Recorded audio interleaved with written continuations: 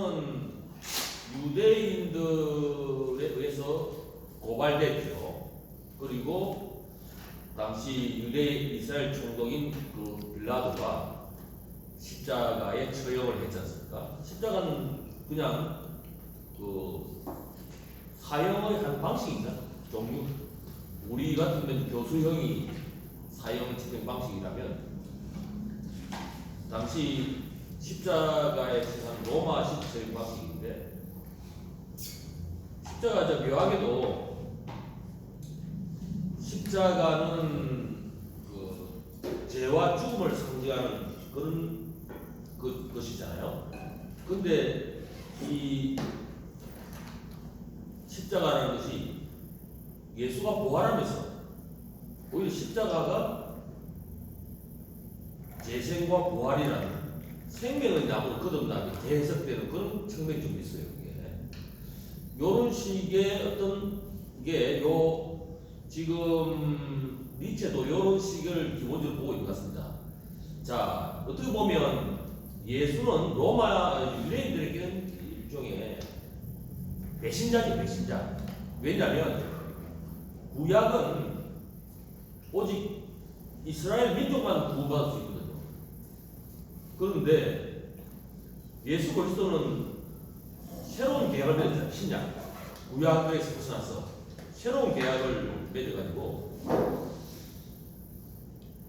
예수를 믿게 되면 성별, 민족, 신분 가리지 않고 누구라도 구원받을 수 있다고 하기 때문에 이스라엘 민족뿐만 아니라 누구도 구원받을 수 있지 않습니까? 그런 의미에서 유대인들의 입장에서는 예수는 배신자죠. 이 배신자를 처형시켰지 않습니까? 그렇게 함으로써 실제로 뭐냐면 이 니체의 입장에서는 오히려 로마 제국에 예수교라는 예수를 믿는 집단을 은밀하게 첩자로 밀어넣은 겁니다. 첩자로 밀어넣고 실제로 이 그리스도교는 313년 콘스탄티누스 황제에서 로마의 공식 종교로 공인받게 되지 않습니까? 그 이전에는 그냥 로마 신화에 나오는 신들이 그들의 종교였습니다. 종교였는데 이제는 이렇게 함으로써 실제로 로마의 내부 깊숙이 유대의 씨앗을 심어놨고 이것이 유럽에 잡혀서 유럽 전체가 지금 유대화가 되었다. 이렇게 이제 보고 있는 입장입니다. 그 입장에서 이거를 보면 좀 이해가 될 듯 합니다.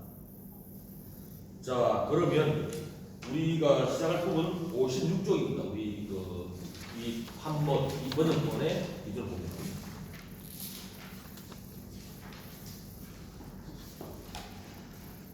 여기 맞죠?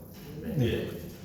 여기 맞고 지금 여기서부터는 니체가 지금까지 해왔던 도덕의 어떤 반란, 노예들에 대한 도덕의 반란, 그거를 약간 이론적으로 설명하고 있는 부분입니다. 시작하겠습니다. 선생님 먼저 한번 시작하시면 어떨까 싶습니다. 그러나 당신은 왜 아직도 더 고귀한 이상에 대해서 떠들고 있는가? 사실을 지시하라. 민중이 승리했다. 당신이 원한다면 너의 나라가 천민이라고 불러줬지만 어쨌든 그들 민중이 승리한 것이다. 그리고 이러한 승리가 유대인들에 의해서 일어났다고 판단되어 뜻한 말이다. 그들보다 큰 세계사적 사명을 지닌 적은 일찍이 없었다. 주인은 제거되었고 승리의 적이 있습니다. 이러한 승리를 기적의 피에 독을 섞은 것으로 보는 나도 수 있을 것이다. 그 점을 부인하지는 않다. 그러나 기적의 피에 독을 섞은 것이 성공했다는 것은 의심할 여지가 없다. 인류의 구원은 극히 순조롭게 진행되었다.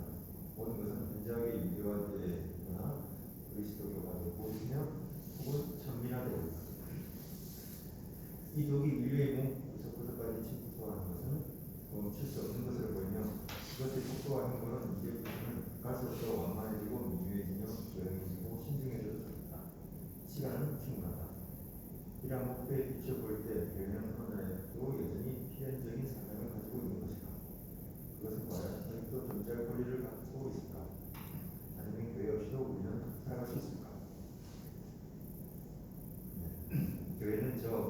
인류의 침투를 촉진하기보다는 오히려 방해하고 절제하는 것 같다.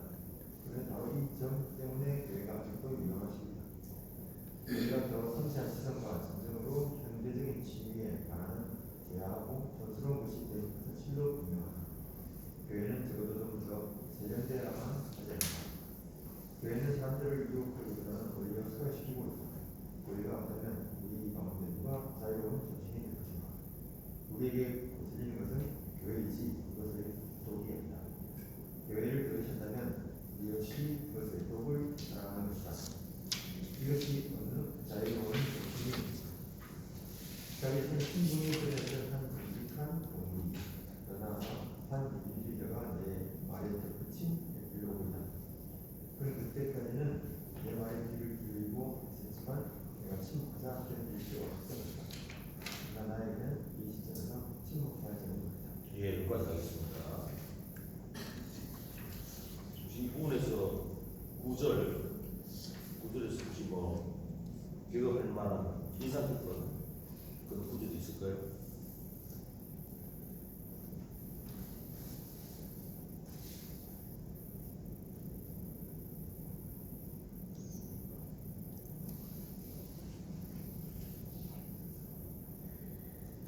네, 제가 읽었습니다. 예, 교회 촌스럽다. 지치지 못하다. 예, 오히려 잘됐다. 잘 됐다. 그게 오히려 제가 뭐예요? 이거 말씀드립니다. 자유를 주신 할 수 있게 하고 예, 이렇게 마음을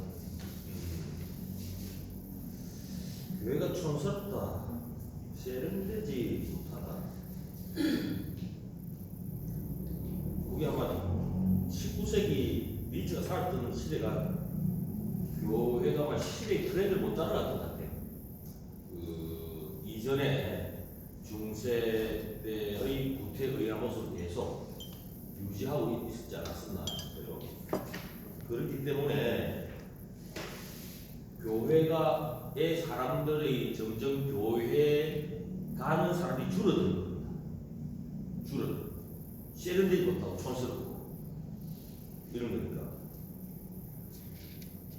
그래서 어쩌면 그 유대인들이 그 푼 독이죠. 독을 저지하는 효과가 있거든요. 교회가 매우 유혹적이라면 거의 모든 사람이 계속 교회에 다녔을 거고, 그럼 독이 더 빨리 걸렸을 텐데, 교회 가는 사람들이 좀 세련되지 못하니까 오히려 교회 가는 사람들이 줄어드니까 독이 퍼지는 속도가 둔화된다 보니까 여기서 좀 저지된다 보니까 이렇게 되는 겁니다. 이게 그 어느 자유로운 정신이 한 말이죠. 자유로운 정신이라는 게 요 주를 잘 보시면 42번 주에 보면 자유로운 정신을 니체가 말할 때는 그냥 이 기독교라든지 또는 기성의 가치에 얽매인 사람이 아니거든요. 근데 이 자유로운 정신은 우리 앞에서 말했던 저 민중 그 민중인데 그들은 사회주의자, 민주주의자, 무정부주의자라고 보거든요. 그들은 한편으로는 자유로운 정신이지만 한편으로는 민주주의자, 무정부주의자, 그리고 뭐라 그랬죠? 사회주의자. 그들은 뭐냐면 그 유대인이 그 뿌린 독을 먹었던 자들. 노예의 도덕을 숭배하잖아요. 노예의 도덕. 그러니까 천민의 도덕이 있죠. 앞에서 우리 56쪽에 보면 자 평민의 도덕이 승리했다. 이 평민의 도덕을 사랑한 자이기 때문에. 그래서 이게 뭐라 쓸까? 우리는 독을 사랑한다고 했죠. 독을 사랑한다. 이게 자유로운 정신이 한 말입니다. 무슨 말인지 이해되시겠죠? 자유로운 정신.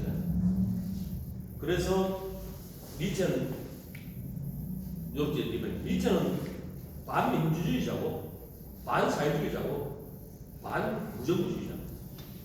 니체를 정확하게 പറഞ്ഞ자면 귀족주의자. 귀족주의하고 민주주의하고 이제 이렇게 되니까 현대의 독자들은 참 곤혹스럽습니다. 그렇죠? 우리는 민주주의자인데 어떤 사람은 사회주의적 민주주의자도 있죠. 근데 니체가 지금 이렇게 좀 사회주의자, 민주주의자 이런 사람 탐탁지 않게 생각하니까 받아들이기가 대단히 어렵습니다. 실제 그렇죠? 여기를 이제 귀족주의라고 이제 처음에 이야기했는데 귀족주의라는 말은 이미 그 플라톤도 귀족주의자고요. 소크라테스도 귀족주의자. 소크라테스 민주주의자가 아닙니다. 소크라테스는 민주주의자에 의해서 고발되고 사회로 선고받고 사회 집행되거든요.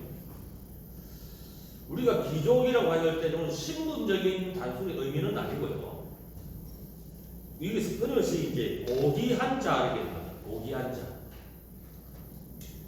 귀족을 우리가 고귀한 자라고 되었습니다. 문자적 의미는 그게 고귀한 하나는 뜻입니다. 문자적 의미는 고귀한 뜻인데 보통 그 소크라테스나 플라톤 같은 경우는 귀족을 어떻게 현자로 보는 현자. 그 당연히 이제 그렇게 볼 수밖에 없는 이유가 당시에 어느 정도 경제적 여유가 있는 사람들이 뭐 지식이 될 수 있는 어떤 여건이 안 됐겠습니까? 그러니까 그들은 지식인으로서 어떤 면모를 가지고 있습니다. 귀족들이 거의 대부분 지식인적인 면모를 가지고 있고 고대 아테네에서 이제 민주주의가 가장 발전을 했는데 이때 우리가 민중이라는 데모스는 재산이 없는 자, 재산이 적은 자를 지칭하는 말입니다. 원래 그 그리스의 민주주의의 발전 역사를 보면 그리스 오래전부터 이게 이제 빈부 갈등이 굉장히 심했습니다. 빈부 갈등. 우리가 가지고 있는 빈부 갈등은 훨씬 더 심했습니다.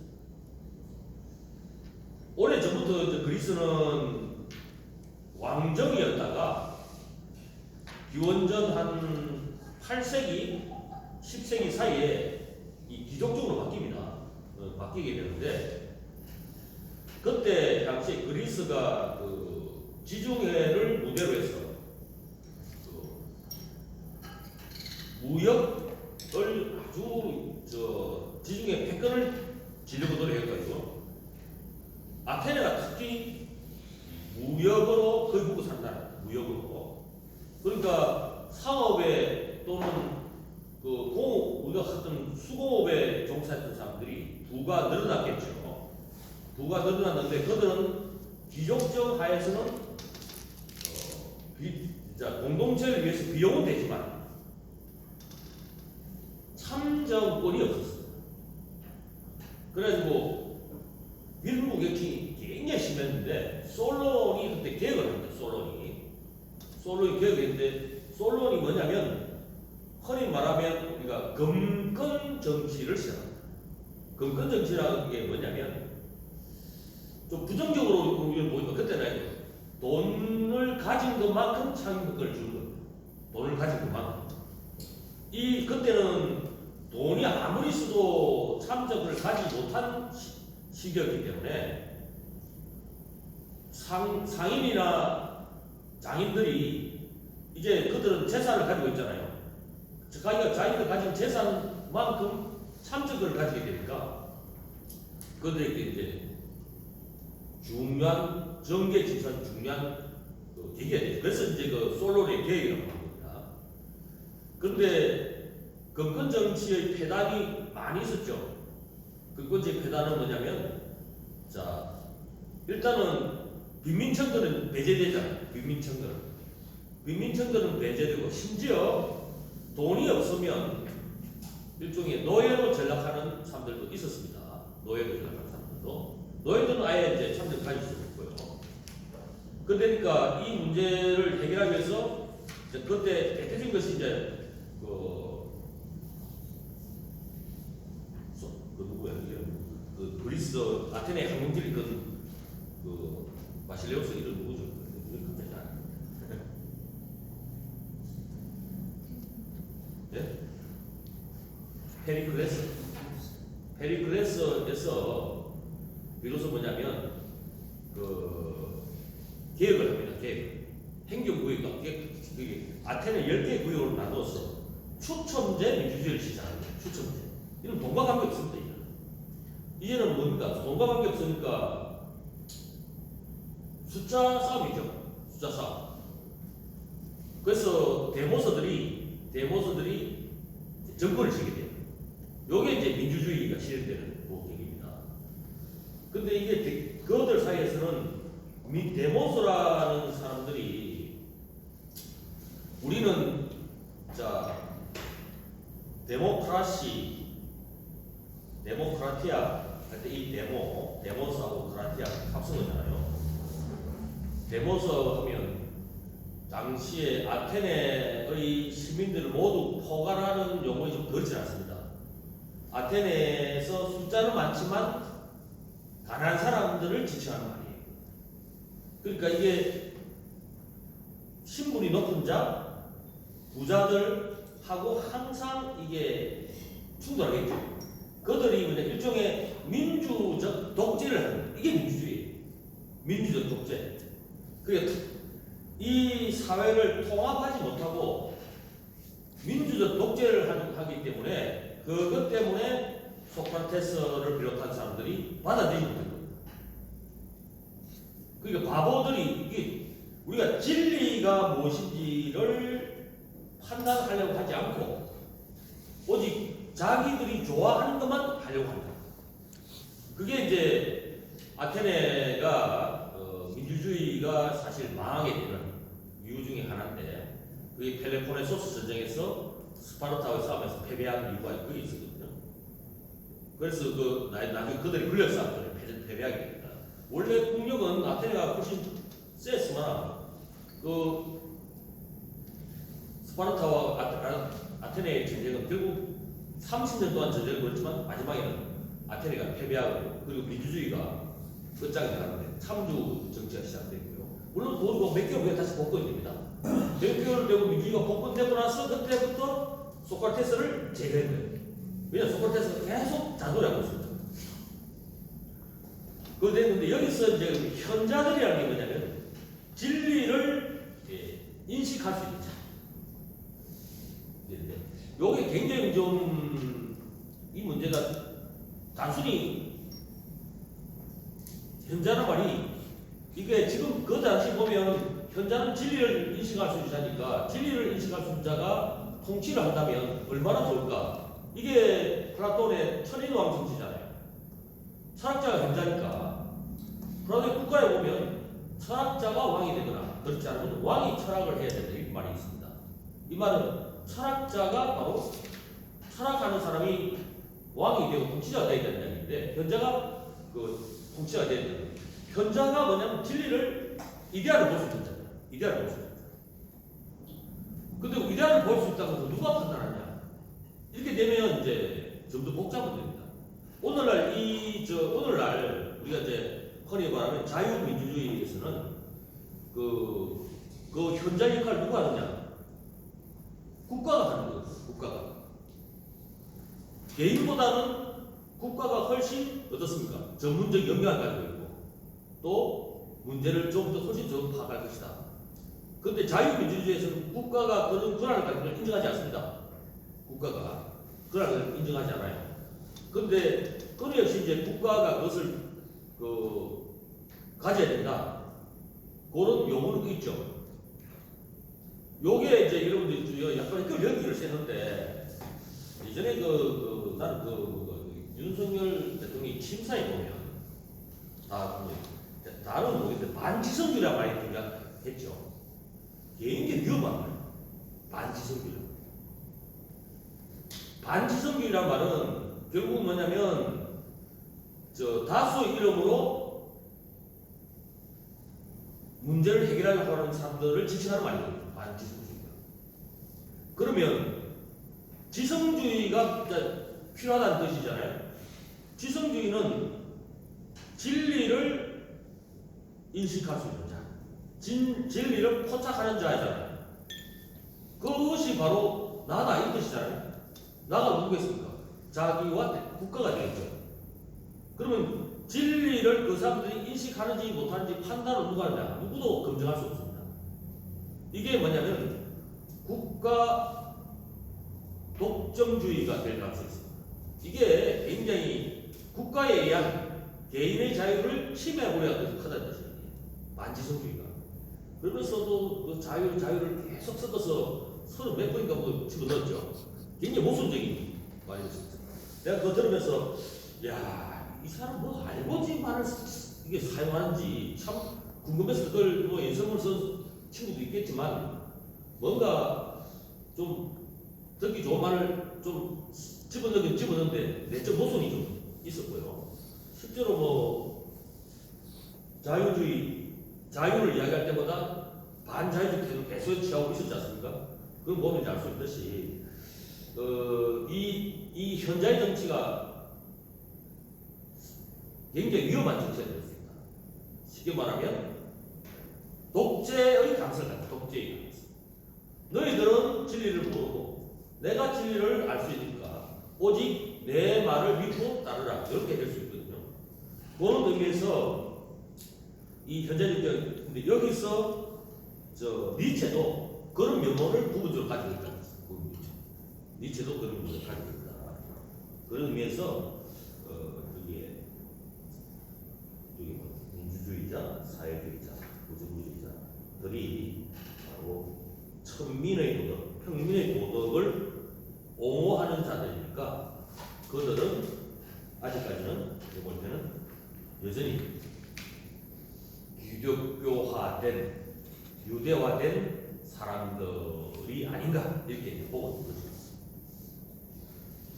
그런데 요 말고 그거는 어떤 정치적 배경을 딱 제거해버리면 기존의 도덕과 평민의 도덕이 왜 대비시키는지 다음 10절을 보면 좀 더 분명히 나옵니다.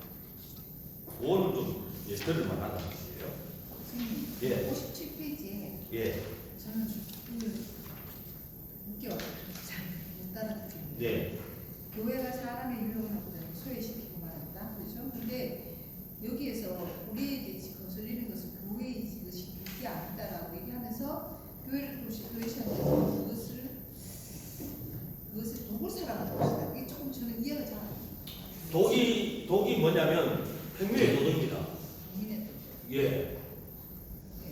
그건 이제 니체의 주장이 아니고요. 어느 자유로운 정신의 주장이에요. 네.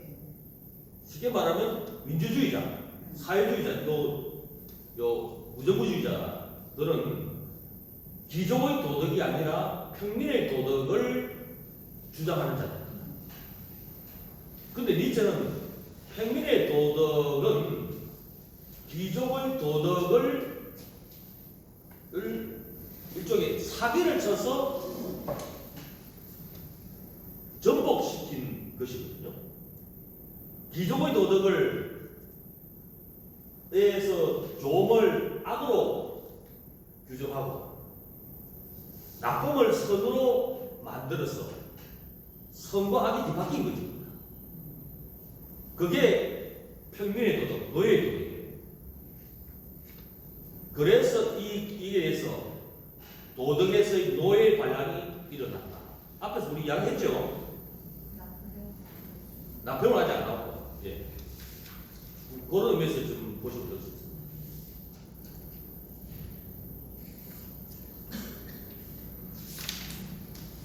혹시 뭐 다른 분들은 뭐 있으면 민주주의자 말의 니체는 침묵을 하지 않습니까? 예예. 침묵을 이 시점에서는 침묵. 이 이 시점. 시점에서는 예예. 그럼 이제 침묵하지 않고 어떤 발언을 한다는 거 아닙니까? 예, 뒤에서 이제 침묵하지 않죠. 네, 그게 이제 예, 자기 말을 할 겁니다. 예.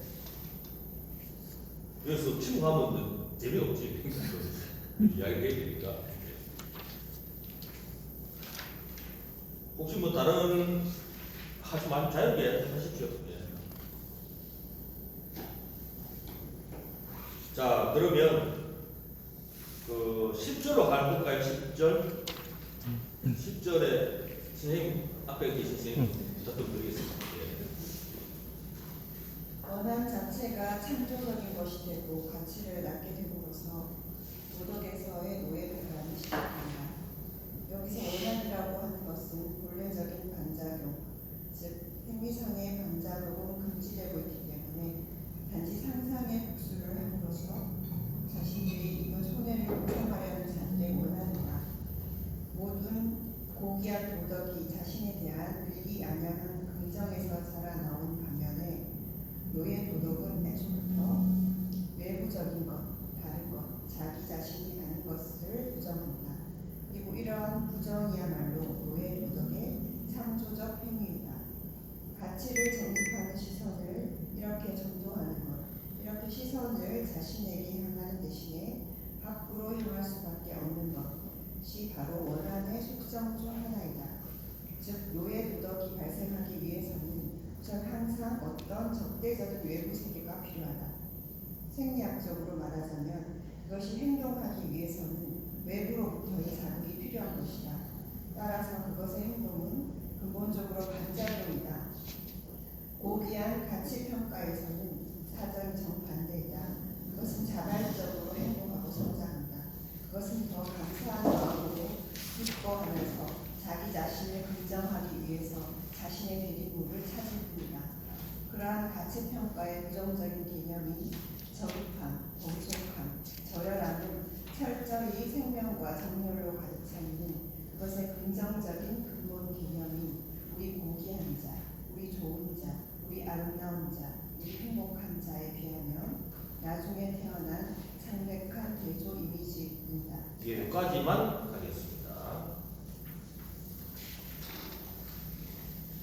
자, 선생님께서는 뭐 여기 혹시 뭐 이해가 안 되는 구절 이야기 말씀하셔도 되고요. 여기 구절이 참 마음에 든다 이렇게 말씀하셔도 되고 뭐 자유롭게 말씀하셔도 되고 예.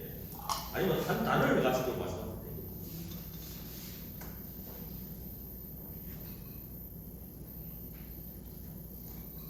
제가 양절 시간에 부분 참석을 못해서 네. 제가 이해하는 거 말씀드리니까 지금 평민이나 그 지금 노예라고 하는 거, 평민의 도덕이나 노예 도덕이라고 하는 것은 자발적으로 생겨난 게 아니고 네.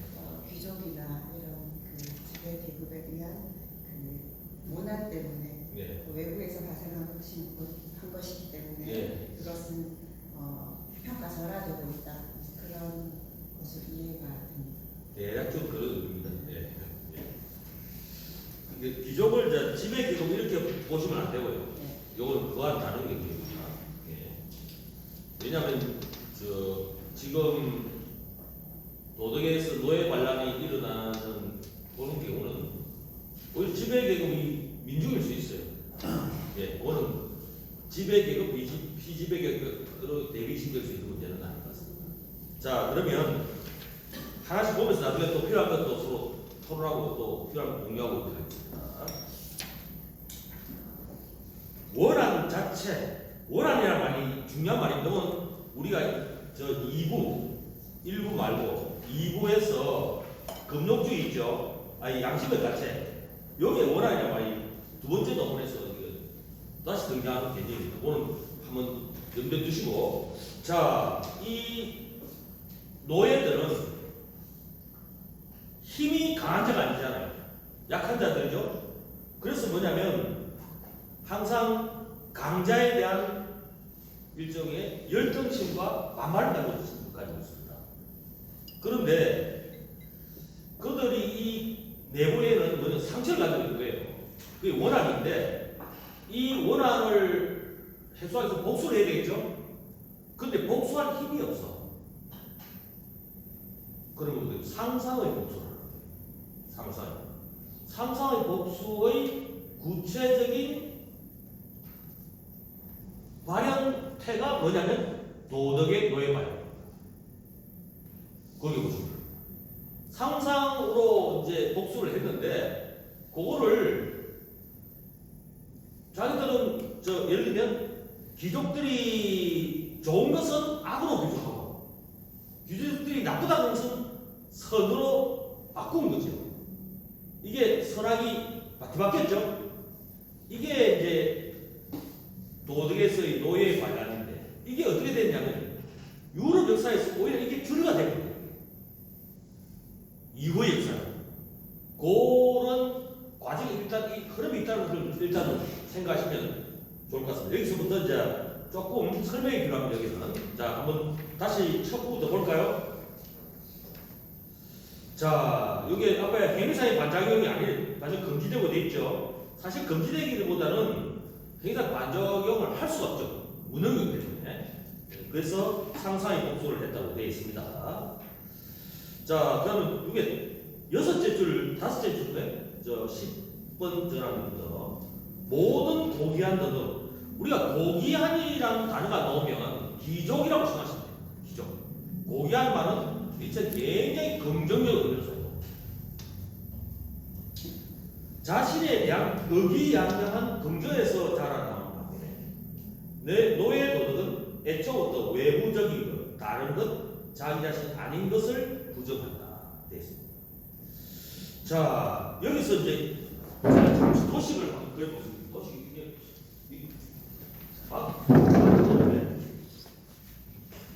도식을 제가 한번 그려볼게요.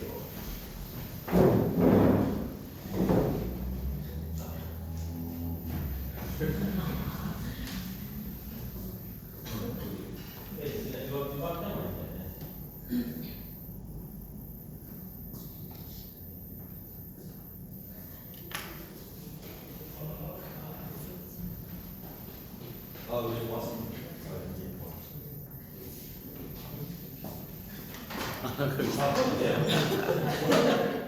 제가 왜 돌았을까요? 자, 귀족의 도덕과 노예의 도덕은 귀족의 도덕은 뭡니까? 자, 자신에 대한 의기양양한 긍정입니다. 귀족의 도덕은 외부가 필요하지 않습니다. 외부가. 내가 좋다는 것. 자, 귀족의 도덕은 자기 긍정입니다. 자기 긍정.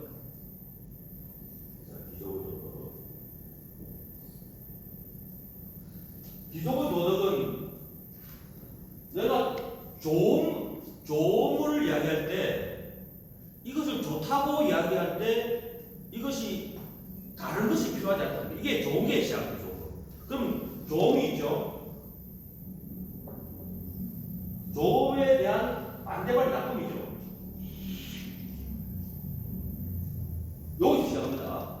이게 귀족의 도덕은 그래서 자기 긍정이 자기 긍정. 좋음이 이게 더 좋은 가치고 이것에 반대되는 것이 나쁨이에요.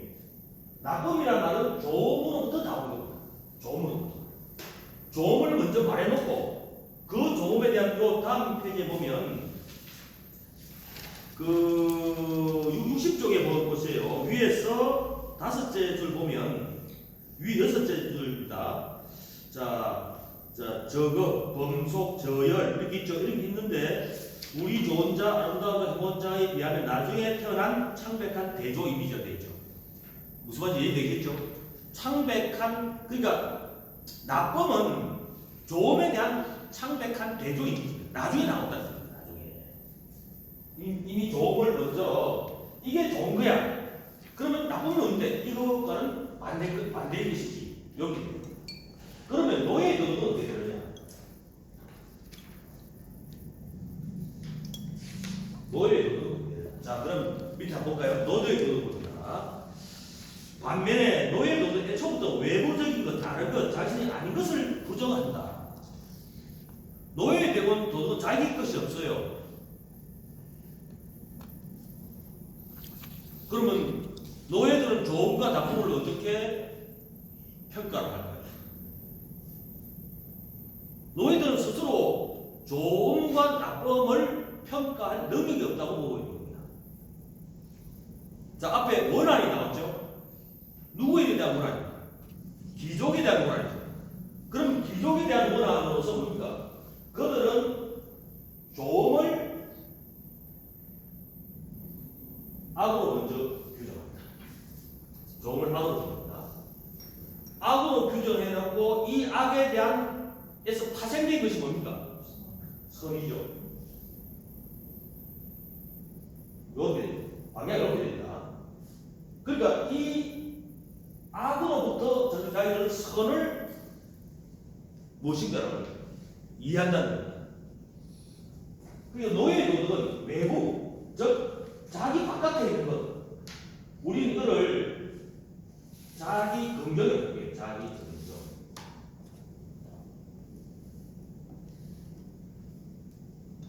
그러면 요게 다시 한번 읽어보시면 자 한번 보겠습니다. 이런 부정이야말로 노예 도덕의 창조적 해결을 되어 있죠. 이런 부정이야말로. 자, 이 조음을 악으로 규정한 다음에 선을 다시 이끌어내기 때문에 이 창조적 행위는 이게 부정인데, 자, 그래서 쭉 한번 더 읽어보면 시선을 이렇게 전도하는 것 이게 원하는 소식 하나인데 노예 도덕에 발생해서 항상 어떤 적대적인 외부가 필요합니다. 적대적인 자기에게 항상 적을 만드는 거예요. 적을 만들고 적에 대한 반대가 우리가 돼요. 그게 이제 이야기이고요. 그래서 이거는 뭐냐면 자기 긍정이 아니라 타자 부정을 뜻합니다. 긍정 부정이죠. 요게 노예의 특성이랍니다. 노예의 특징. 요 노예 도덕 때문에 이 니체는 이 문제가 왜 중요하냐? 조음이라는 것은 뭐가 같은 말이냐? 강함이든 강함. 강함이란 말은 우리가 어떤 권력의 관계에서 강자 인약이 아니라 생명력이 강하다는 것이에요. 이 강함은 다른 말로 하면 생명력. 이 생명력이 강한 것. 그러니까 이 생명이 강하면 조음이 되게 악이 되면 어떻습니까? 강하면서 나쁘게 되죠. 반대로 약하고 천하고 이런 것들이 선이 되잖아요. 그래서 뭐 성경에 나온 구절들을 쫙 인용하면서 뭐 힘들고 가난한 자에게 뭐 나이거라 이 말 있죠. 이런 것들이 다 연약하고 나약하고 의존적이고 이런 것들이 선이 되면서 유럽의 문화가 이게 퇴조하고 있다. 그렇게 보고 있습니다. 왜냐하면 생명력이 약화되고 있는 징조를 보이고 있습니다. 생명력이 약화됩니다. 니체는 생철학이라고 해요. 생철학이라는 것은 뭐냐면 생명이 지금 현재를 긍정하는 철학이거든요. 지금 현재 그 생명의 기운 이런 것들이 넘쳐나는 것을 우리가 명랑하다, 건강하다. 명랑, 건강 이런 것을 좋은 단어예요. 명랑하지 않고 건강하지 않은 시대가 어딥니까? 니체 볼 때는 중세사예요. 중세사는 뭔가 엄숙하고 거름하고 침울하고 이런 사회는 명랑하지 않은 사회. 그런데 바로 르네상스가 이런 명랑 사회를 구현할 수 있는 계기를 마련해요. 르네상스는 여러분들 아시죠? 그리스도교로 물들기 이전의 그리스와 로마. 그러니까 유대화가 된 것은 예수로부터 시작됐잖아요. 예수가 태어나기 이전 그리스와 로마. 이거는 뭐냐면 인간주의적 요소가 휴머적 요소를 보고 있죠. 이것을 다시금 유럽 사회에 부활시키는 운동이 르네상스 운동이잖아요. 그래서 어느 정도 되는 싶은데 다시 종교개혁에서 다시 꼬꾸라졌다는 거예요. 니체는 종교개혁 필요하죠. 일단 그런 어떤 역사적 과정을 한번 참조하시면 조금 될 것 같습니다.